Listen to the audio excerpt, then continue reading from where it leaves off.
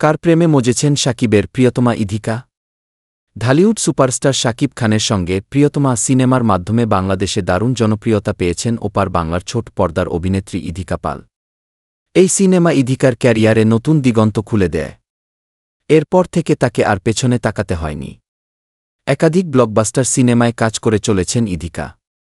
ঢালিউডে সফলতার পর টলিউডেও নিজের শক্ত অবস্থান গড়ে তুলেছেন তিনি। দেবের সঙ্গে জুটি বেঁধে খাদান সিনেমা দিয়ে সুপারহিট নায়িকায় পরিণত হন। সবশেষ তার অভিনীত কিশোরী সিনেমাটিও দারুণ জনপ্রিয়তা লাভ করেছে। ছোট পর্দা থেকে শুরু হলেও বড় পর্দায় এসে ইধিকার অভিনয় দক্ষতা দর্শকদের মুগ্ধ করেছে। ভক্তদের আগ্রহ আর কৌতূহল তাকে নিয়ে দিন দিন বাড়ছে। বিশেষত ব্যক্তিগত জীবন নিয়ে প্রশ্নের শেষ নেই। সম্প্রতি গুঞ্জন উঠেছে টলিউডের খ্যাতনামা ফটোগ্রাফার তথাগত ঘোষের সঙ্গে ইধিকার সখ্যতা বেড়েছে।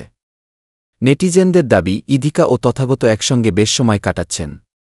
জানা গেছে তারা সম্প্রতি হিমাচলের চিটকুলে বেড়াতে গিয়েছিলেন। তবে একা নয়, তাদের সঙ্গে ছিলেন কিছু বন্ধু। পাহাড়ি ভ্রমণের বিভিন্ন মুহূর্তের ছবি সোশ্যাল মিডিয়ায় ভাইরাল হওয়ার পর থেকেই ভক্তমহলে কৌতূহল আরও বেড়েছে।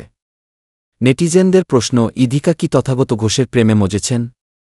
তথাগত ঘোষের সাথে নাম জড়ানো নতুন নয়। তথাগত ঘোষের নাম আগেও বেশ কয়েকজন অভিনেত্রীর সঙ্গে জড়িয়েছিল। এবার সেই তালিকায় যুক্ত হল ইধিকার নাম।